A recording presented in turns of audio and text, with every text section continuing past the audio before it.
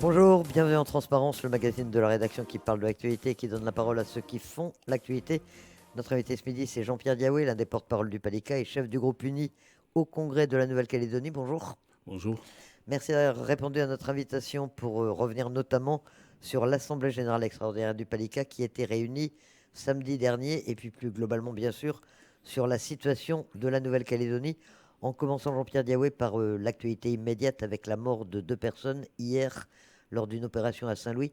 Quelle est votre réaction face à un tel événement? Écoutez, on ne peut pas se réjouir quand il y a des morts ici en Nouvelle-Calédonie, c'est des jeunes, et donc on peut regretter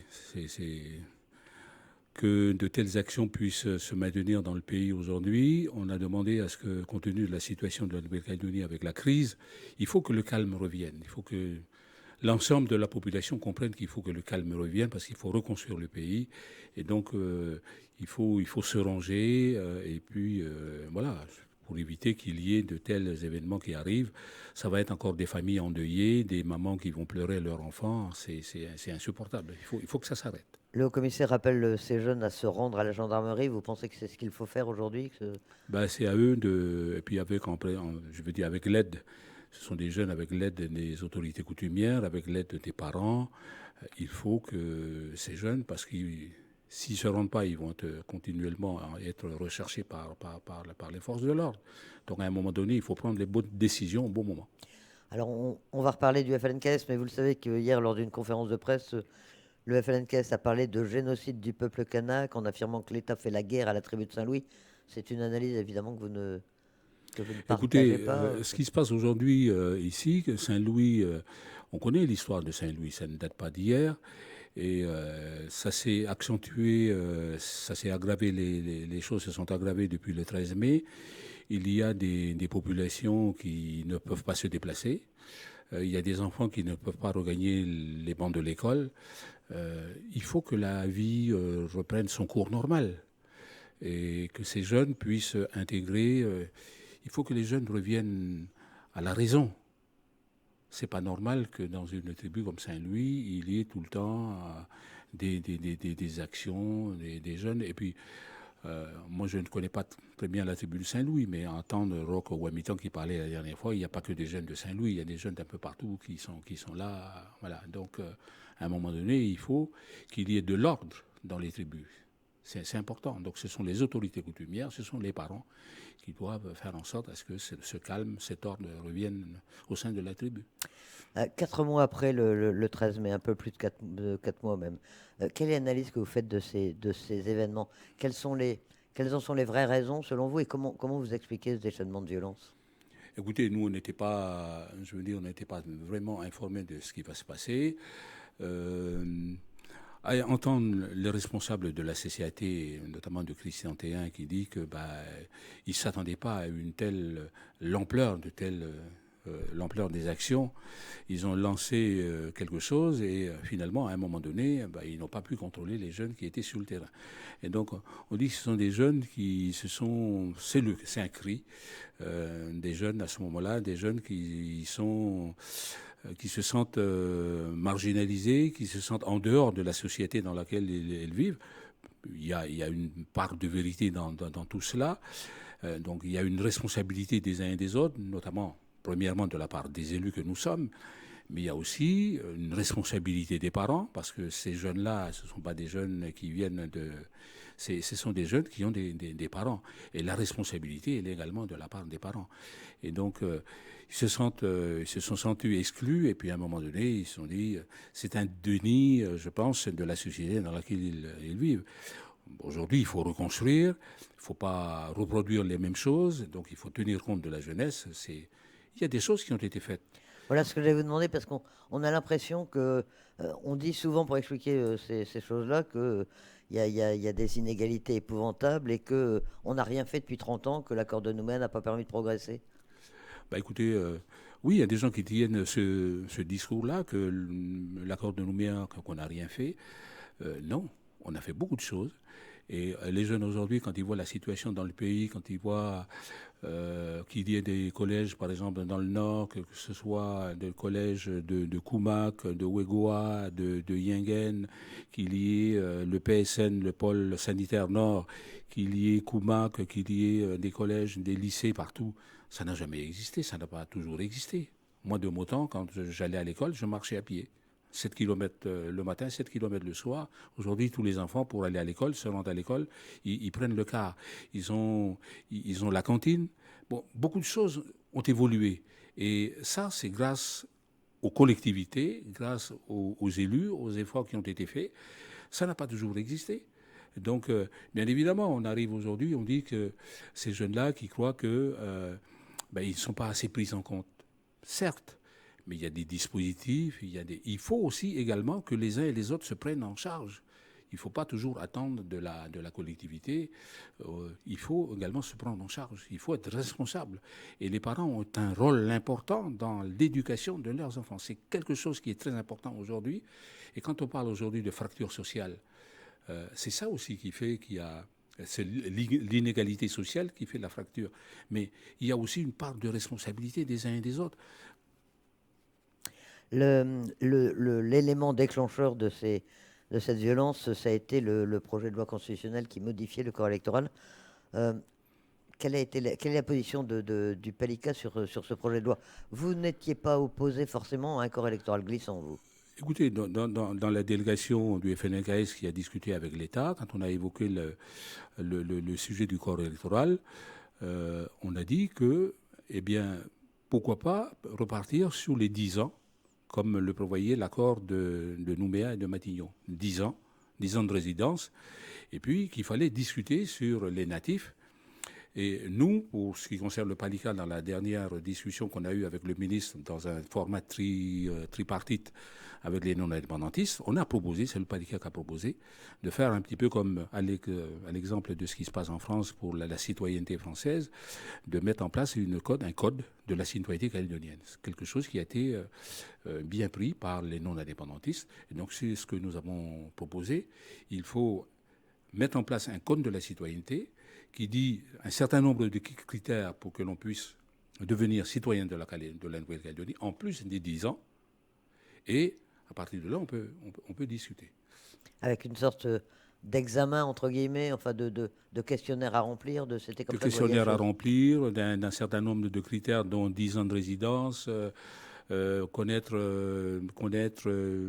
la culture kanak, les cultures existantes dans le pays, etc.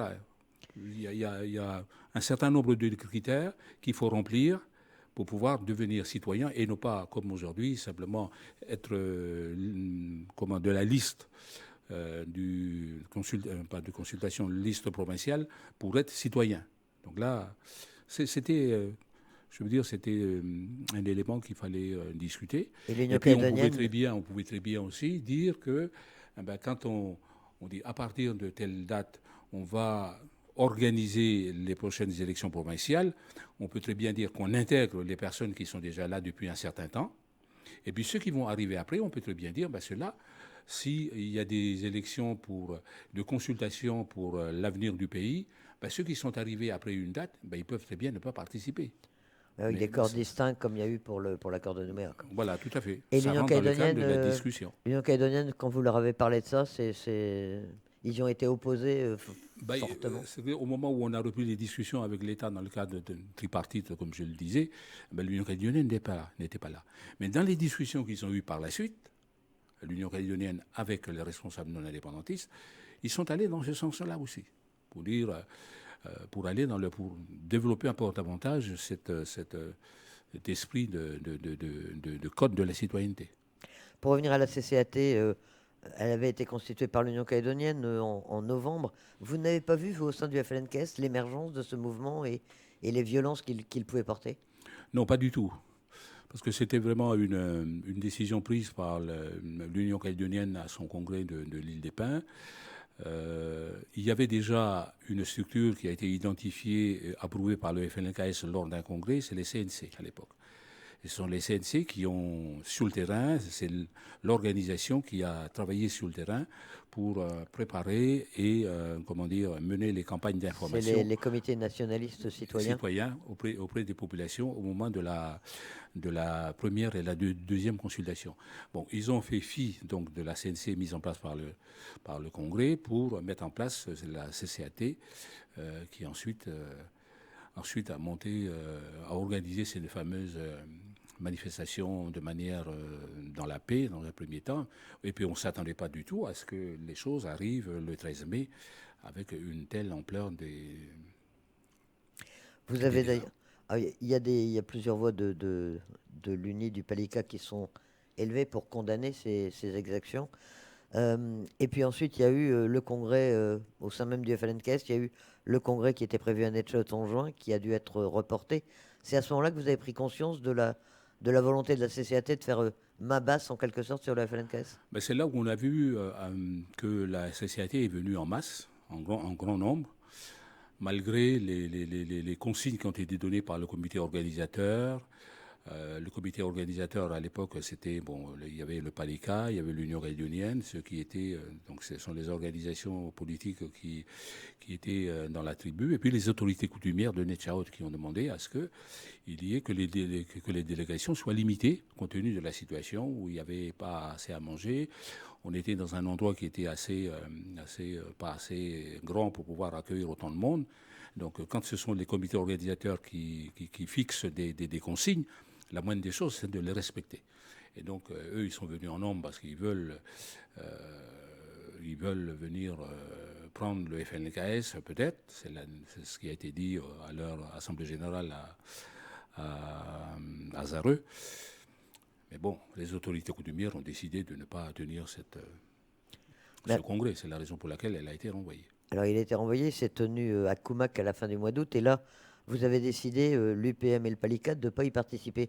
Pourquoi est-ce que c'était pas mieux? On dit que les absents ont toujours tort. Est-ce que c'était pas mieux d'être sur place et de vous faire entendre? Écoutez, on a d'abord demandé à l'Union réunionienne de nous retrouver entre nous responsables pour pouvoir évoquer la situation.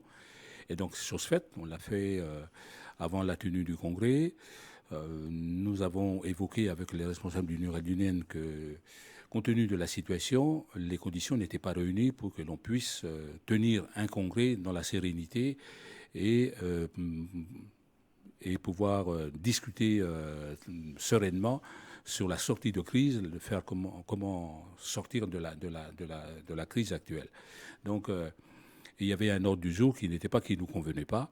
Et donc, on a dit à l'Union réunionienne que nous, dans ces conditions-là, on ne participerait pas à ce congrès. Donc, ils ont maintenu la décision de tenir le congrès. Et c'est la raison pour laquelle nous avons dit que nous n'allons pas participer. Donc, on n'a pas participé. Et les décisions qui ont été prises au moment de ce congrès, nous avons dit lors de notre dernière AG à Noélie, à Koné, que ces décisions-là n'engageaient pas le parti, n'engageaient pas le PALCA. Quelles sont les décisions qui vous semblent, enfin, qui vous contrarient le plus? Il y a la nomination de Christian Théin comme président du FLNKS. Il y a l'intégration d'un certain nombre de petits partis de la mouvance indépendantiste. Il y a la volonté apparemment de prendre le contrôle du FLNKS aujourd'hui. Oui, Qu'est-ce qui apparemment, vous paraît le plus grave? c'est ça, la volonté, c'est ça, mais surtout, c'est que les décisions qui ont été prises par la suite et qui ont fait l'objet donc des discussions au sein du Congrès, ce sont des décisions qui ont été prises par l'Assemblée générale qui s'est tenue de la CCAT à Baye.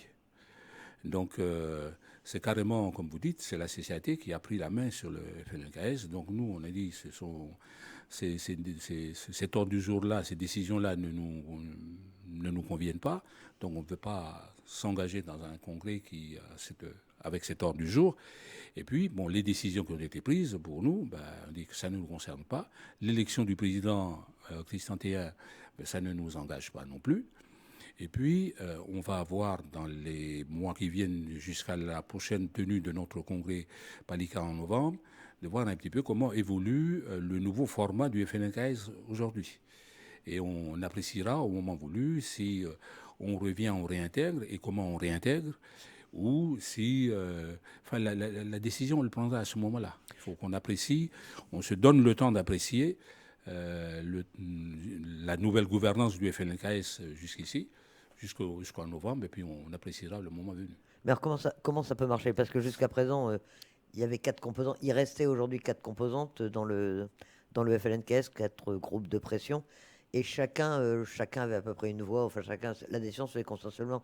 Là, il y a combien de partis maintenant au sein du nouveau FLNKS? Écoutez, je crois que ça a presque doublé. Je crois qu'on est à 8 ou 9 avec les petites formations qu'il y a, que ce soit, bon, il y a le syndicat, Parti travailliste, le STKE, le MOI, la DUS, je crois qu'il y a un autre, Le MNIS aussi, sans doute. MNIS, il y a MNIS, voilà. Presque, je crois que on est à peu près à une dizaine aujourd'hui. Vous voyez, donc, eh bien, ça n'a pas été facile quand on était à 4. Maintenant à 10, ça risque d'être beaucoup plus compliqué. Alors la question aujourd'hui, c'est le président va-t-il avoir la possibilité de tenir une ligne qui rassemble finalement les 10 organisations qui ont une organisation autonome et qui ont des vues différentes sur un certain nombre de sujets. Donc toute la gymnastique va être de porter le consensus. C'est la raison pour laquelle on dit qu'on attend de voir. Est-ce que ça va être... quel est le rôle du président? C'est de tenir cette ligne-là ou bien ça va être la ligne qui est défendue par un parti politique? Et aujourd'hui, c'est ce qu'on voit, c'est que c'est plutôt la ligne d'un parti politique qui est défendue. Et donc, nous, dans ce cas-là, on se donne le temps d'apprécier. De toute façon, vous étiez plutôt opposé à la désignation d'un président, quel qu'il soit. Depuis des années, l'UC le réclame. Vous estimez qu'il faut une direction collégiale pour le FLNKS? Oui, tout à fait. C'est compte tenu du fait que le FLNKS il est composé de partis qui sont autonomes. Ça va être difficile pour un président. Ça l'a été. Enfin, on a eu des présidents comme Rocco Amitan, comme Jean-Marie Tjibaou à l'époque, comme Rocco Amitan, comme Paul Néautine. Et puis, à un moment donné, Paul Néautine, quand il était président, on avait proposé au niveau du PALICA, compte tenu de la manière dont le FLNKS fonctionne, il a dit qu'il faut qu'à un moment donné, on puisse, compte tenu des avancées qu'on a obtenues par le FLNKS, de dire qu'avec l'accord de Nouméa, l'accord de Matignon, l'accord de Nouméa, on va vers un destin commun, on va vers un vivre ensemble. Eh bien, on essaie de faire en sorte d'ouvrir le mouvement, le FLNKS, vers la Calédonie, vers les Calédoniens, et d'ouvrir pour une union nationale pour ceux qui veulent l'indépendance. Cette proposition-là, elle a été faite au niveau du FLNKS par le PALICA, ça n'a pas été accepté. Et c'est la raison pour laquelle le PALICA ensuite a créé Union nationale pour l'indépendance, avec le PALICA, l'UPM et une association, l'association UNID, Union nationale pour l'indépendance dans la diversité, avec des gens, des personnes de toute la Calédonie qui ne sont pas forcément encartés dans un parti politique, mais qui sont des progressistes et qui veulent travailler pour le pays. Voilà. Donc, nous l'avons fait, cette proposition-là, ça n'a pas été accepté. Et ensuite, Paul Néautine a démissionné. Et donc, nous avons toujours privilégié, nous, pour ce qui nous concerne le PALICA, d'avoir une gouvernance collégiale compte tenu de la difficulté au président de tenir une ligne qui tienne compte des positions des différents composants du FLNKS. Alors, le PALICA doit prendre sa décision donc à la mi-novembre, lors de votre congrès annuel, de savoir si vous restez ou non membre du FLNKS. Mais franchement, est-ce que le FLNKS existe encore? On a l'impression qu'il a explosé. Là. Vous êtes parti, vous avez été viré, l'UPM aussi. C'est plus le FLNKS signataire de Matignon, signataire de Nouméa. Oui, c'est plus le FLNKS qui a... Bon, le FLNKS, il a signé les accords de Matignon, il a signé l'accord de Nouméa, etc. Mais le FLNKS, au fil des années, eh bien, on a comme l'impression qu'il a un peu perdu de son comment on va dire ça, de son pouvoir, du fait qu'il a été à l'origine des avancées. Et puis au fur et à mesure qu'on est allé, une fois que les responsables avec les institutions, ils ont intégré les institutions, eh bien, vous voyez qu'au niveau des comités de signataires, ce sont les signataires et c'est ensuite les responsables institutionnels. Et comme dans la plupart du temps, les signataires sont des responsables institutionnels, ce sont souvent des délégations pour ce qui concerne le FLNKS. On n'est jamais parti en délégation FLNKS pour le comité de signataires. C'est souvent unis, avec le président de la province Nord, Victor Tutugoro, qui sont dans la formation unie, et puis l'Union calédonienne. Et donc le FNLKS, c'est petit à petit, voilà. Et c'est surtout au niveau des institutions. Le travail a ensuite été pris en charge par les responsables politiques qui sont des responsables institutionnels aussi. Donc le FNLKS, disons, a perdu un petit peu de son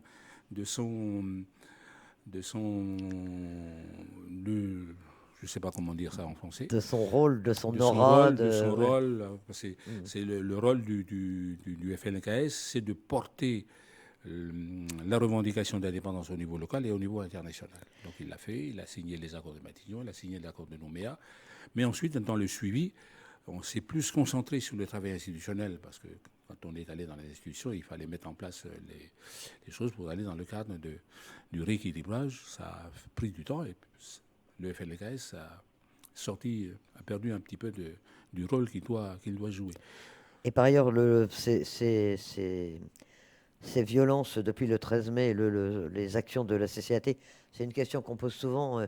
Est-ce que ça n'a pas fait complètement exploser aussi le vivre ensemble?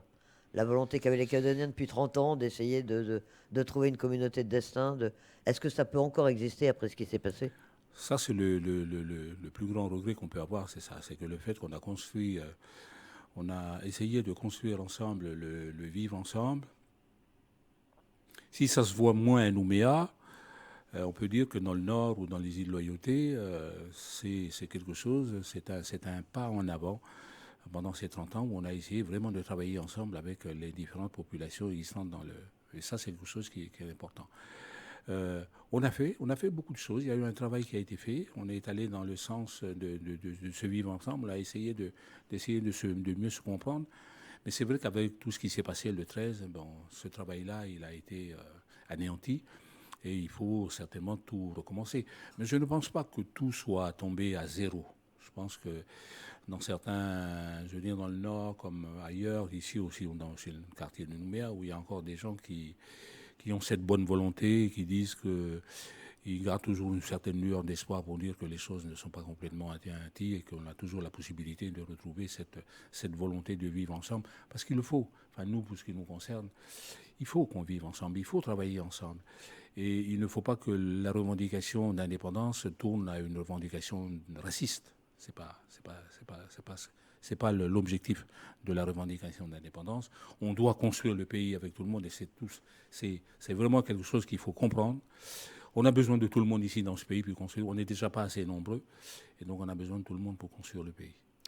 Dans l'actualité également, beaucoup de choses à dire, hein. J'ai beaucoup de questions à vous poser encore. Mais dans l'actualité, il y a eu récemment le changement de président au Congrès de la Nouvelle-Calédonie. Vous vous êtes préoccupé de ce changement de majorité parce que Roch Wamitan a donc été battu par Velma Falaeo. Mais vous, le groupe uni, vous avez soutenu Roch Wamitan, qui est pourtant l'une des figures de l'UCEC. On a soutenu Roch Wamitan parce que pour maintenir un certain équilibre, quand on est arrivé à mettre en place cette majorité océanienne avec l'éveil océanien, on s'était dit que on met Roch Wamitan à la présidence du Congrès de la Nouvelle-Calédonie et Louis Mapou à la présidence du gouvernement de la Nouvelle-Calédonie. Donc c'est un équilibre qu'on a trouvé entre nous.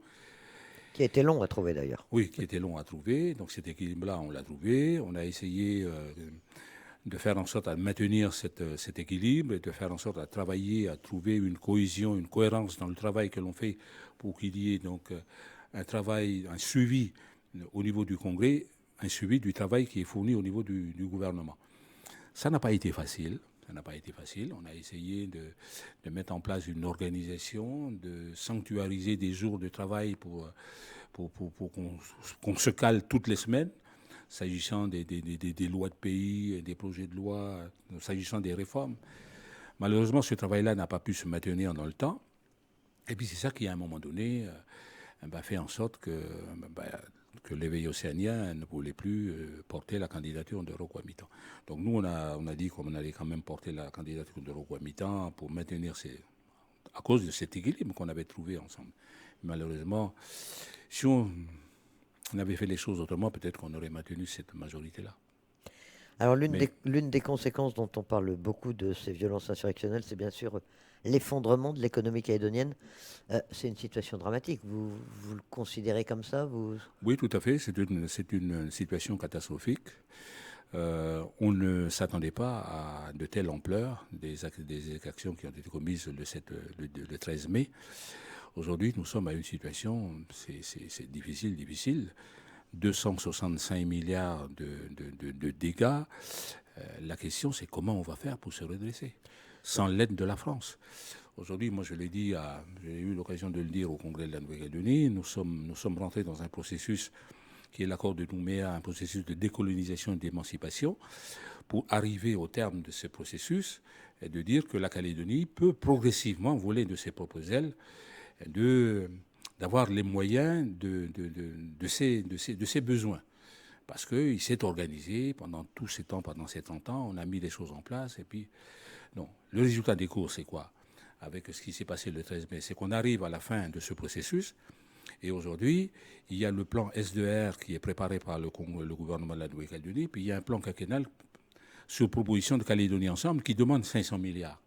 Alors, moi je l'ai dit là-haut, demander 500 milliards à l'État au terme de ce processus d'émancipation, eh ben, c'est comme si on devait démontrer que quel est le meilleur moyen de démontrer que l'indépendance n'est pas viable que au terme de ce processus, demander 500 milliards à l'État.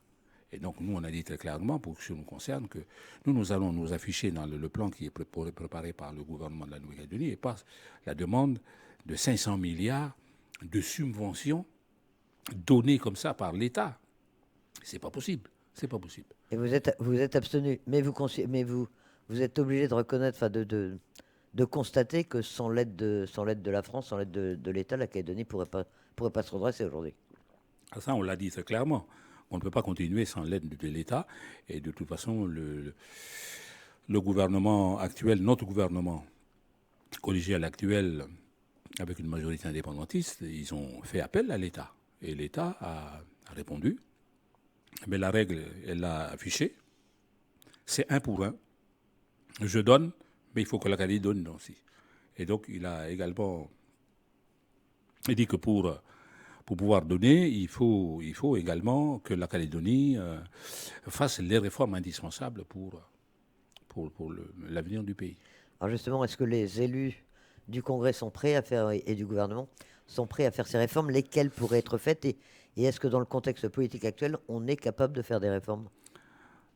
C'est tout à fait la bonne question. C'est dans la situation actuelle de la Nouvelle-Calédonie, est-ce qu'on est capable, on est en mesure de mettre en place des réformes? En tout cas, oui, il y a des réformes qui peuvent être mises en place, mais il faudra que tout le monde soit conscient de la situation, parce que c'est le fait qu'on a beaucoup hésité quand il a fallu mettre en place, changer le modèle, le RUAM par exemple. Bon, il est venu, on l'a adopté. Ensuite, il y a eu des recours qui ont été faits. Maintenant, le RUAM, il est dans cette situation-là. Il y a la CLR, il y a NRCAL. On n'a pas, à chaque fois, on n'a pas pris les bonnes décisions au moment où il fallait les prendre. Donc aujourd'hui, on est devant le mur. Il faut que l'on se mette tous d'accord qu'il faut entamer les réformes. Mais maintenant, il faut bien examiner les réformes pour ne pas mettre encore les Calédoniens dans la difficulté alors qu'ils sont déjà dans une situation difficile. Et puis, il y a de l'urgence là aussi. On ne peut plus traîner comme on l'a fait ces dernières années. Ouais. Hein. Mais là, on est vraiment au pied du mur parce que on n'engage pas les réformes, ben, l'État ne nous aidera pas. Donc, Un mot, Jean-Pierre Diaoué, sur la filière nickel. Là non plus, là, on en a parlé énormément pendant des semaines, des mois. Il y avait un pacte nickel qui n'a pas été adopté. Depuis, il y a la fermeture de KNS, il y a PRNC qui est à l'arrêt également. Là aussi, la situation est complètement catastrophique. On va pouvoir redresser, relancer la filière nickel en Calédonie? ouais, c'est vraiment catastrophique aussi de ce côté-là, de pouvoir arriver à une telle situation aujourd'hui avec le nickel. La ressource, elle est là.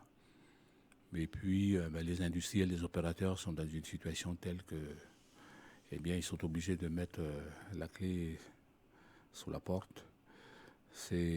Personne ne s'attendait à une telle situation quand on a créé avec l'usine du Nord, avec l'usine du Sud. Personne ne s'attendait à une telle situation.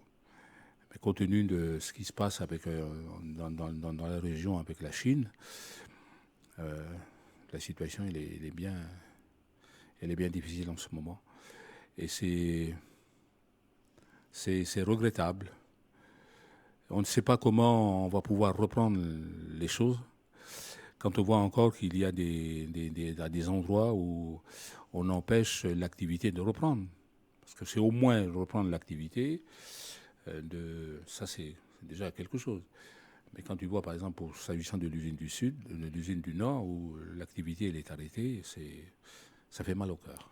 Surtout que pour la province Nord, c'était vraiment un élément central du rééquilibrage. Tout à fait, c'était un élément central du rééquilibrage.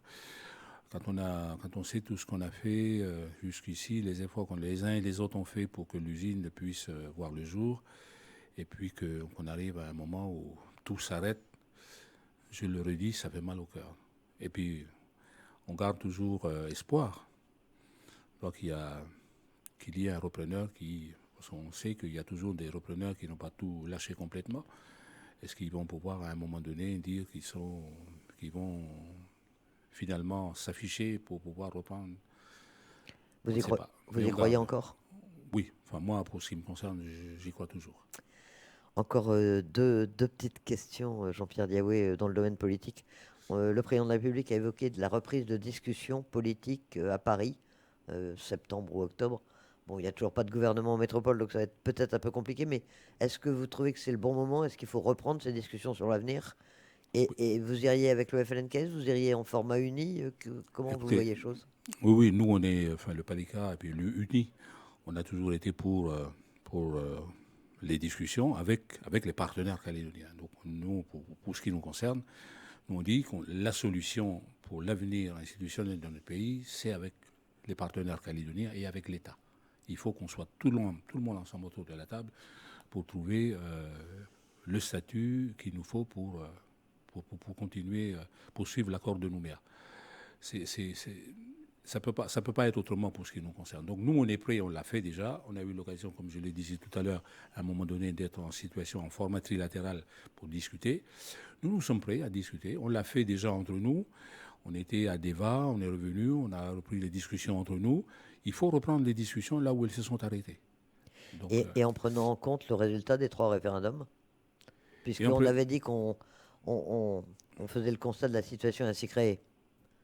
Oui, tout à fait. La situation est ainsi créée. Bon, il y a eu le troisième référendum avec la non-participation des indépendantistes. Il faut prendre la situation telle que, oui, ainsi créée.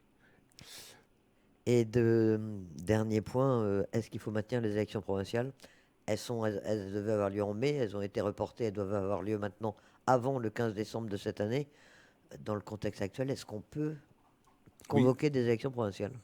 ben, vous voyez, pour ce qui nous concerne, le groupe uni au Congrès, nous avons voté la loi organique qui décale les élections donc, pour être organisées en décembre.